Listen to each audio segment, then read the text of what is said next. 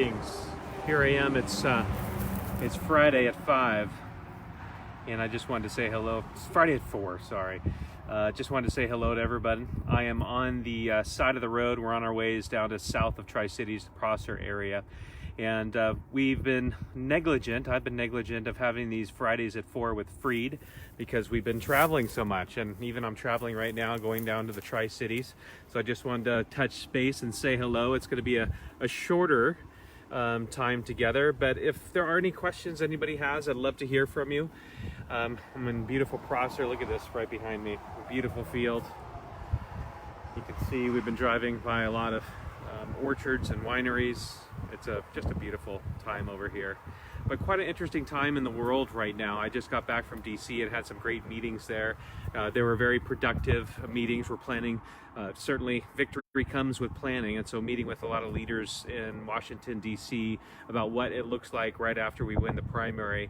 Folks often wait until you get through the primary to then jump in the general when it comes to the National Party and the Republican Governors Association. So we have to prove to them our strength, and so over the next few weeks we are doing all we can to obviously travel the state, to fight hard, to make sure that we are having a grand victory on August 4th, which is why I need all of your help. I need you to, if you're willing to send out some emails, send out some texts to some friends. We're going to be sending out some emails and asking that you would get on board. So a few questions are coming in already. Where do I stand on masks? I put a video out this morning, and I think one yesterday. I certainly did one, I think, in Washington, D.C. I was at the African American Museum looking at the Washington Monument, saying that Inslee has been making dictates and mandates, but mandates are not law. If you read the RCWs for the emergency powers that the governor has, he can take away things, but he cannot write new law. So, for instance, if there are rioters in the street, he can say this is a state of emergency, the rioters have been in the street for too long, say for instance Chaz, and he could say you're not allowed to be on the sidewalks, you need to go home. I'm setting curfew hours to be able to try to shut down what's going on with those violent protesters in the streets. And so he's not, of course, done that. They're still there. They're still living in the Chaz zone.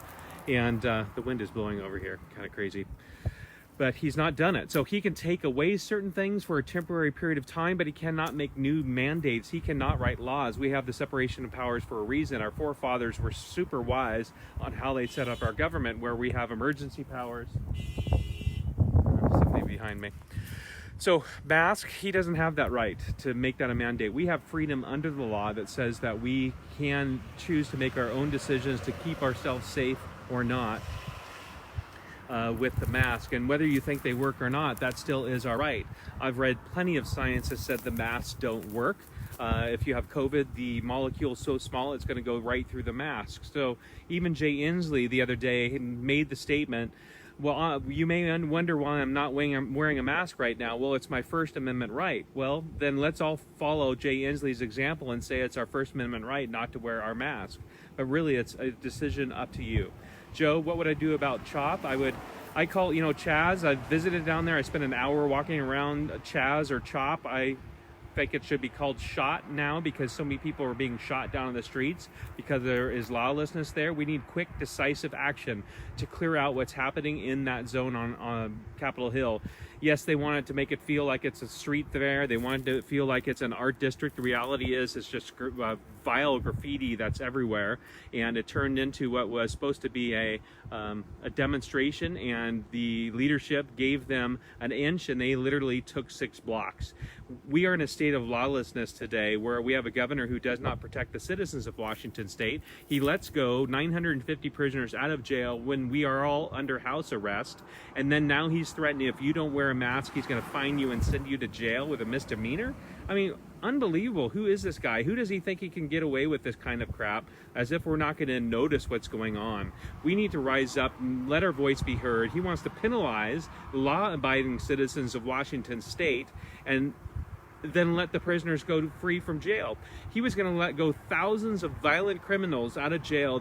the state Supreme Court was one vote away, 4-5, to let these voters out of jail. That's the state that we're in today. We all know the statistics because I've mentioned them before, but Jay Inslee, under his leadership, we've seen crime exponentially increase as he's not enforced the laws. Even in Seattle, they're talking about removing these drug laws. You can carry 6 grams of heroin in Seattle today. I've witnessed myself people numerous times using heroin on the streets of our state. That's wrong. Jay Inslee let go 950 prisoners, was about to let go violent criminals. He is saying that you're going to go to jail if you don't wear a simple mask, yet you're obeying the law each and every day. This guy cannot write laws. He is out of control. This is time for us to truly rise up and let our voice be heard. We have freedoms that are supported under the Constitution. We have a Constitution, not a king. We have a guy who's pretending he's a king because people are continually, willingly giving him power. The only power that he has over our lives is the power that we allow him to have. This is the time that we say the Constitution rules. We are the people, and it's a government of the people, by the people, and for the people. So please go to your Constitution, understand your laws. We have a state constitution and a U.S. Constitution. Our U.S. Constitution is explicitly clear and short and easy to read. Thankfully, our our state constitution is a little bit longer, but it even enforces our rights even more. And so please read those, become very thorough with those, because as you can see, there are arguments online, and there's this guilting that people are trying to do today, that if you're not wearing your mask, you're killing your grandmother. And we heard that from Jay Inslee numerous times. If you're on the sidewalk, write your kid out of the will. If you're going to work with your non-essential job, you're killing your grandmother. But if you're going to your essential job, you're just fine.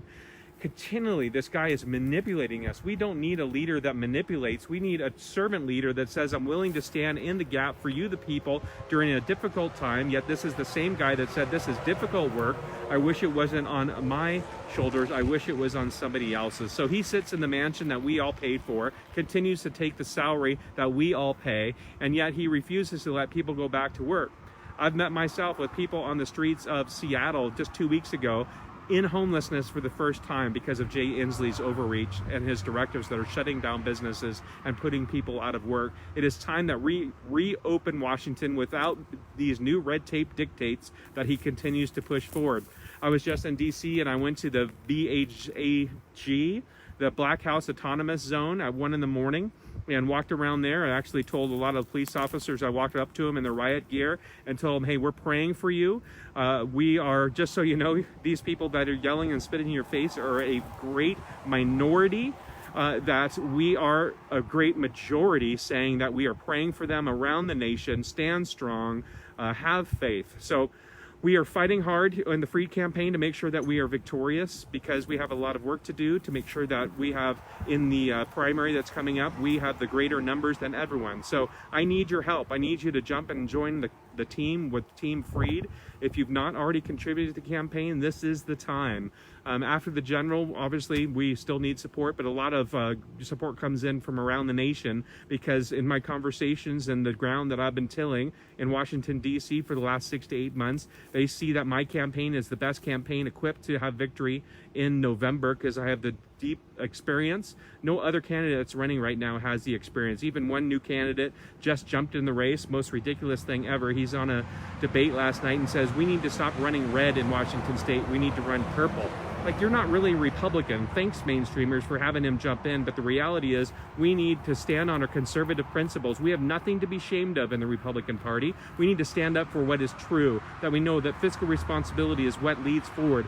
And I'm sending this message out there. I continue to fight hard, sharing this message to all 39 counties across the state. We don't back out. I stand on principle. I don't take a knee at mediocrity. That's not the way to win a race. So please stand with me. Don't take a knee toward the middle and think that you have to run purple. We'll stand on the principle. I support our First Amendment. I support our Second Amendment rights. I support the Constitution. I support and pro-life. I support that we have the freedom of religion in America, and I fought for that in court, and I won. I beat Jay Inslee once, and I'm going to beat Jay Inslee again. But I need your support to make sure that we can get through this primary. It is a true battle ahead. I have some opponents, obviously, that you know in the race, and I can appreciate that they have certain perspectives and certain platforms, but I believe their platforms are limited. I have one opponent that believes and runs on the Second Amendment as 90% of his platform. I am a Second Amendment guy. My wife and I support and enjoy those rights each and every day. Yes, I only have 25 guns, which is a starter kit. I have another opponent who focuses on initiatives. Well, I've run initiatives myself. I'm a co-sponsor of Referendum 90. I initiated that with my consultants who have been running that campaign and the campaign.